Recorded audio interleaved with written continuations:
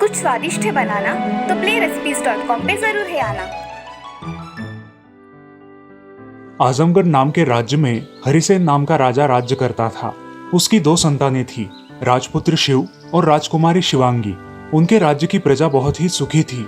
उनके राज्य में एक शीला नाम की औरत रहा करती थी। उसको 2 बेटियां थी, एक का नाम था उमा और दूसरी का नाम था हेमा। वे दोनों भी बाहर जाकर काम किया करती थी, लेकिन उनकी माँ उन्हें बाहर के काम करने से मना करती थी। वो दोनों अपनी माँ को काम करता देख बहुत दुखी होती थी। हमें हमारी माँ की मदद करनी चाहिए। हाँ दीदी, लेकिन हम कैसे माँ की मदद कर सकते हैं? अरे हिमा, पिछले साल मैंने जिस जादूगरनी के यहाँ काम किया था, उसने मुझे एक वरदान दिया था कि मैं एक विशाल वृक्ष में बदल सकती हूँ। चलो हम आजमाते हैं।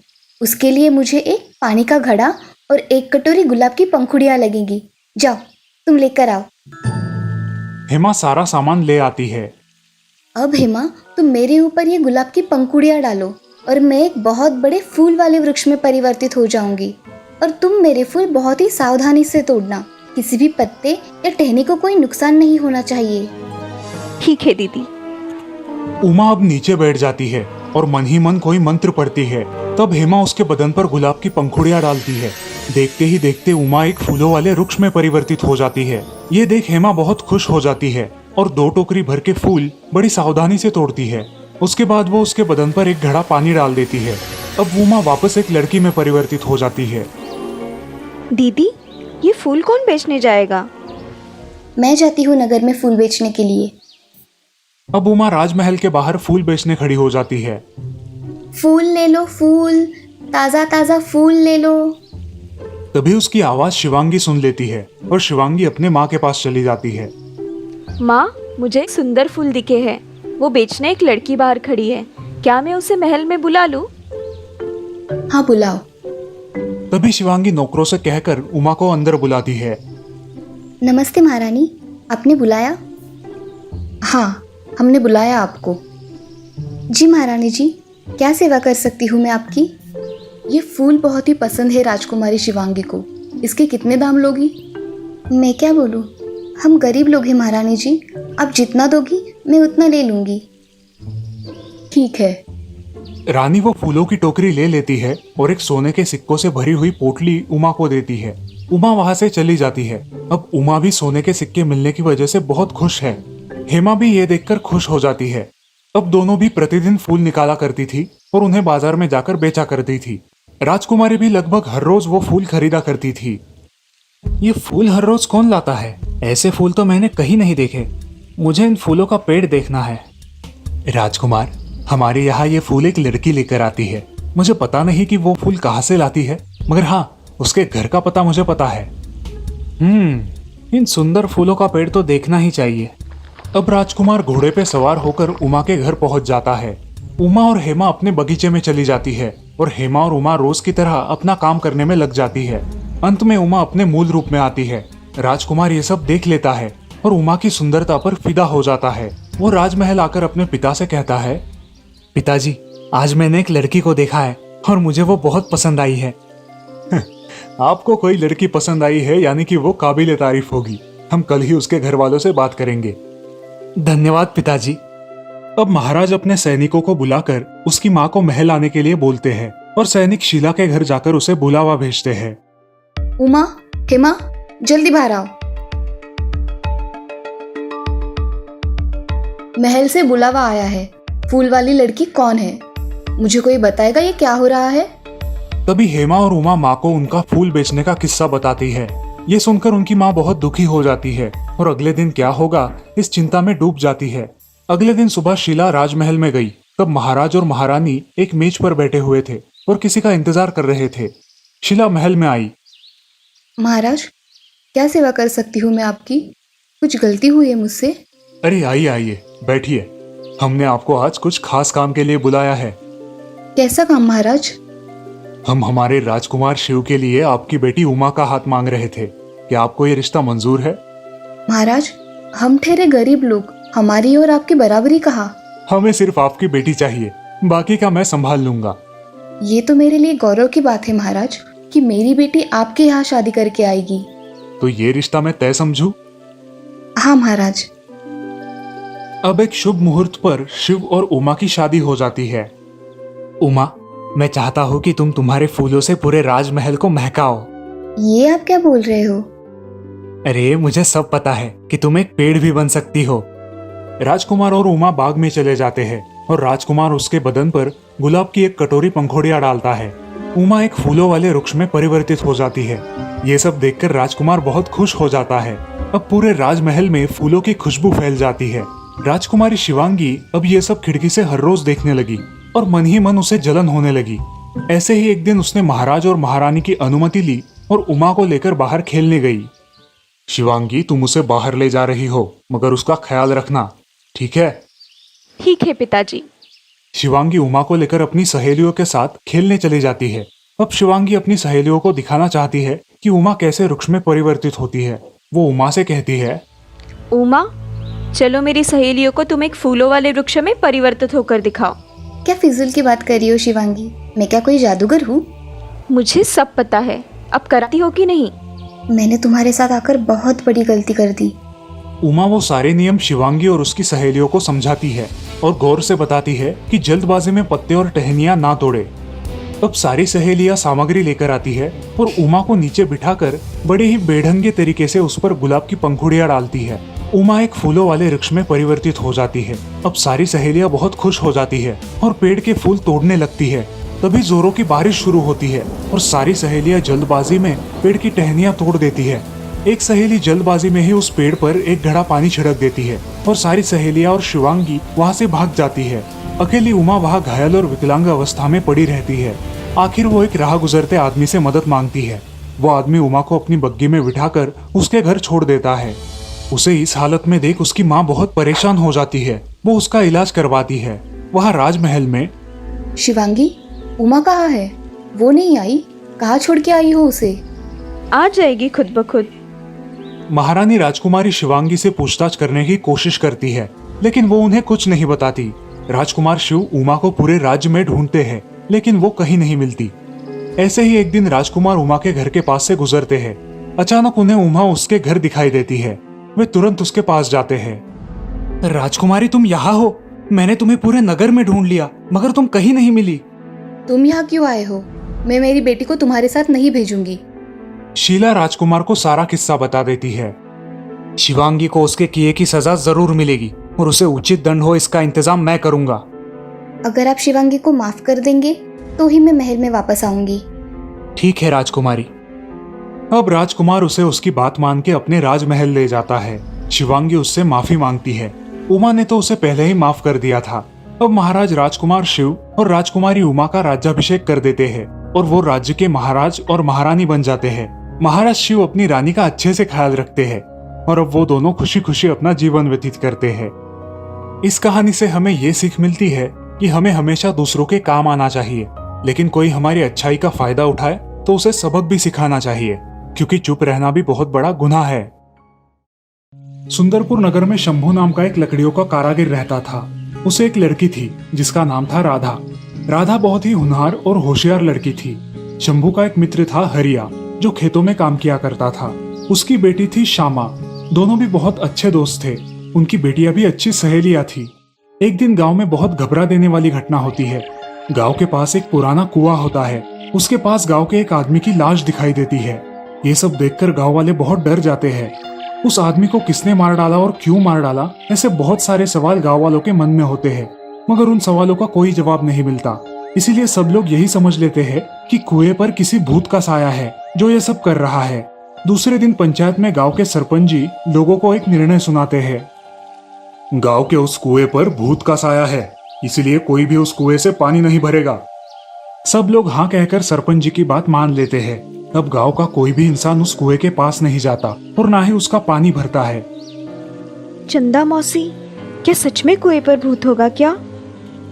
होगा बेटी, तभी तो उस आदमी की लाश वहां मिली ना।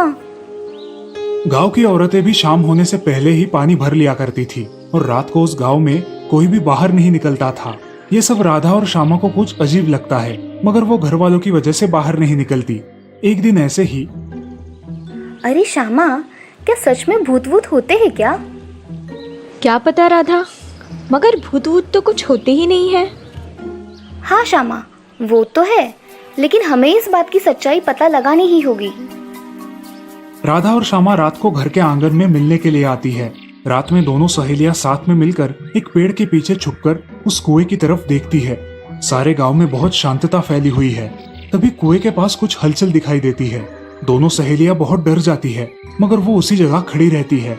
रात के घने अंधेरे में उन्हें कुछ ठीक से दिखाई नहीं देता, इसलिए दोनों चुपचाप घर लौट जाती है।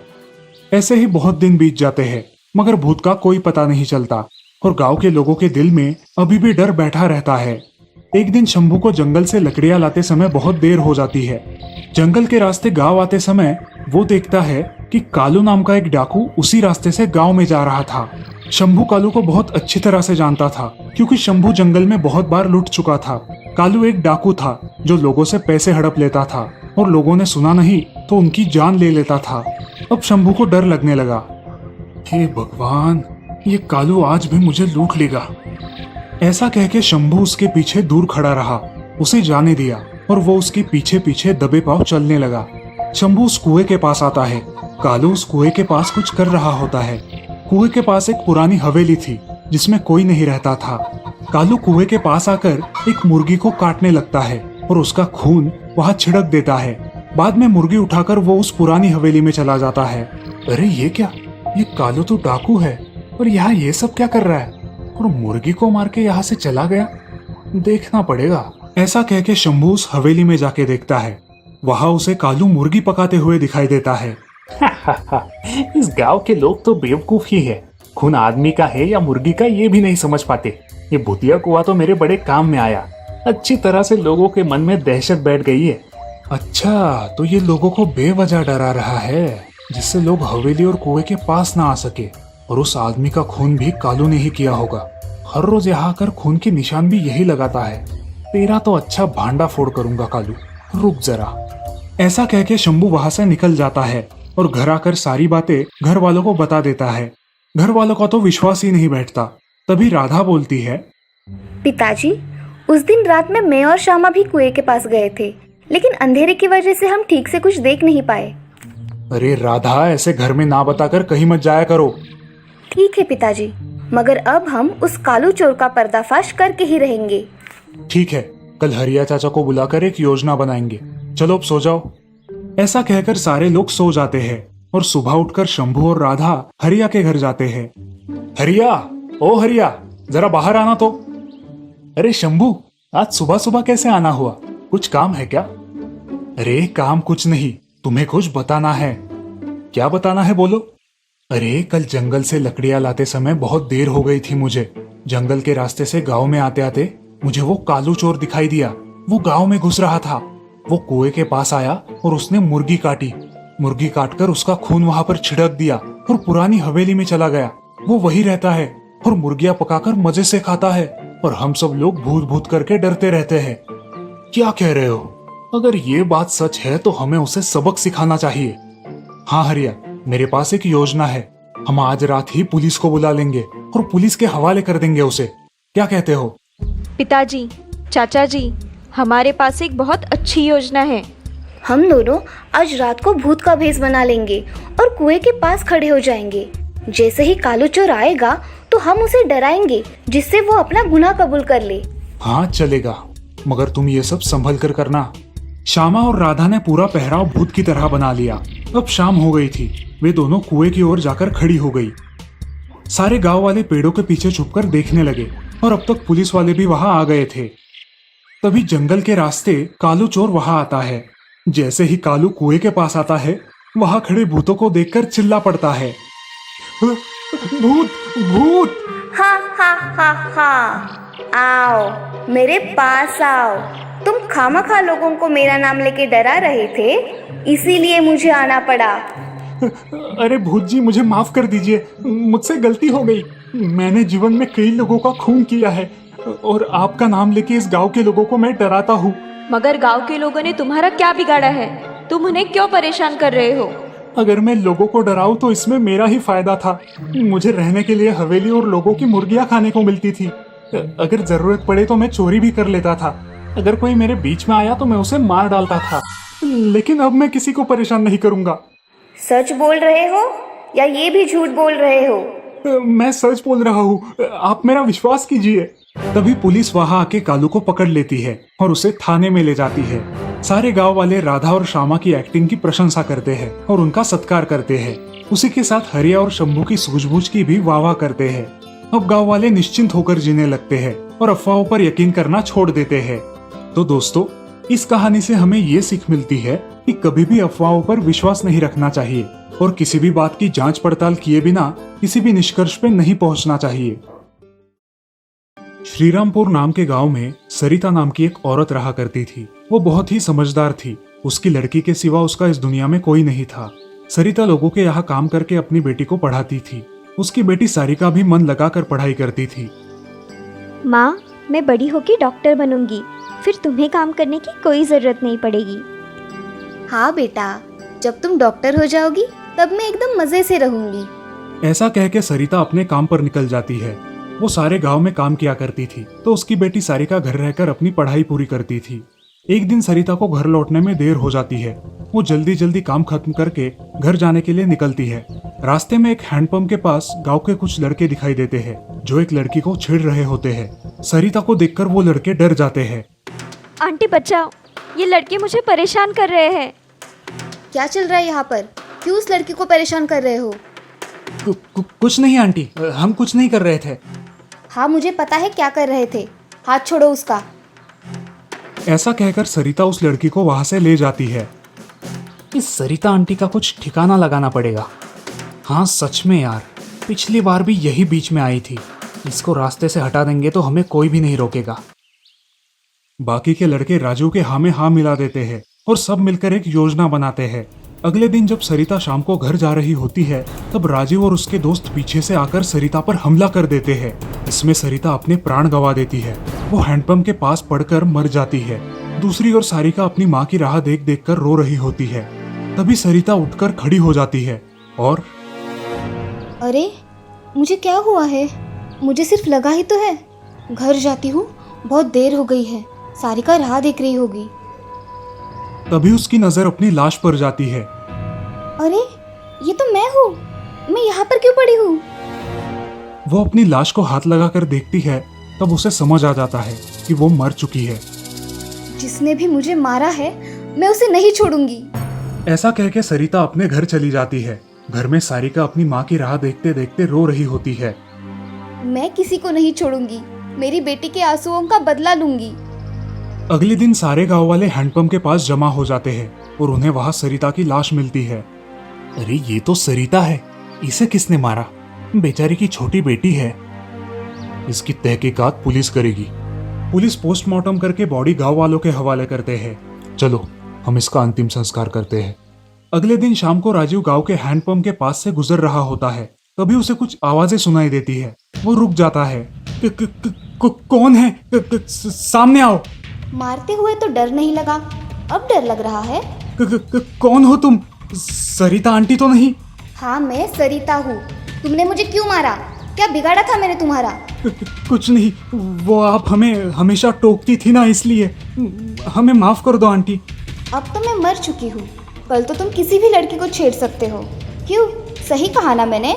माफ कर दो ना आंटी, आज से किसी लड़की को नहीं छेड़ेंगे। अब तो मैं बदला लूंगी, मेरी मौत का।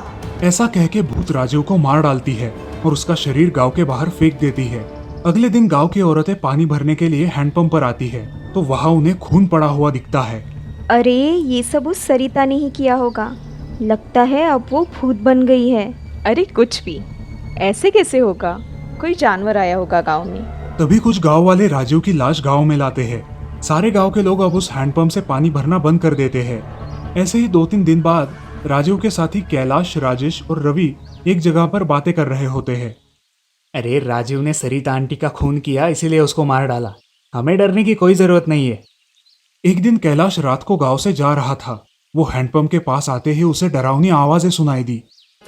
कौन है? ऐसी डरावनी आवाजें कौन निकाल रहा है? क्यों, अब आवाजों से डर लगता है? मारते वक्त डर नहीं लगा क्या? मैंने किसी को नहीं मारा। अब देखो मैं तुम्हारा क्या हाल करती हूँ। मुझे मारा था ना? प्लीज सरिता आंटी, मुझे माफ कर दो। माफी? और तुम्हें? किस मुंह से माफी मांग रहे हो? प्लीज प्लीज माफ कर दो। सरिता कैलाश को भी मारकर उसकी लाश गांव के बाहर फेंक देती है। अब गांव वाले समझ जाते हैं कि ये सब सरिता ही कर रही है। हम ऐसा करते हैं कि गांव के पंडित जी को पूछ के देखते हैं, क्या हो रहा है सब पता चल जाएगा। सरपंच जी गांव के पंडित को उनके घर बुलाते हैं। पंडित जी उनके घर आते हैं। नमस्ते सरपंच जी, बुलाया आपने? नमस्ते पंडित जी, इस गांव में जो खून हो रहे हैं उनके पीछे क्या राज है वो समझना था। सरपंच जी मुझे थोड़ा समय दीजिए, मैं आपको बताता हूँ। ऐसा कह के पंडित जी आंखें बंद कर लेते हैं और 15 मिनट बाद आंखें खोलते हैं। सरपंच जी, हमारे गांव की सरिता नाम की औरत का हैंडपंप के पास खून हुआ था। सरिता का भूत अब सरिता के हत्यारों का बदला ले रहा है, लेकिन इसे रोकने के लिए हमें क्या करना होगा? कोई तो उपाय होगा। है, मगर सरल नहीं। हमें इस गांव में शांति के लिए पूजा का आयोजन करना होगा और उन बचे हुए खूनियों को जल्द से जल्द सलाखों के पीछे डालना होगा। ये काम अब आपका। जब उन्हें जेल में डालोगे, बाद में हम ये पूजा करेंगे। इससे हमारी पूजा सफल होगी और सरिता की आत्मा को शांति मिलेगी। उसकी बेटी को किसी अच्छे अनाथ आश्रम में डाल देंगे। अब सारे गांव वाले मिलकर बचे हुए खूनियों को ढूंढ कर निकालते हैं और उन्हें पुलिस के हवाले करते हैं। वे लोग सरिता की बेटी को भी एक अच्छे अनाथ आश्रम में दाखिल करते हैं। अब सरिता का बदला पूरा हो जाता है और उसकी आत्मा मुक्त हो जाती है। वो भूतिया हैंडपंप भी अब साधारण हो जाता है और गांव वाले हंसी खुशी रहते हैं। इस कहानी से हमें ये सीख मिलती है कि बेवजह किसी को परेशान करना बहुत महंगा पड़ सकता है।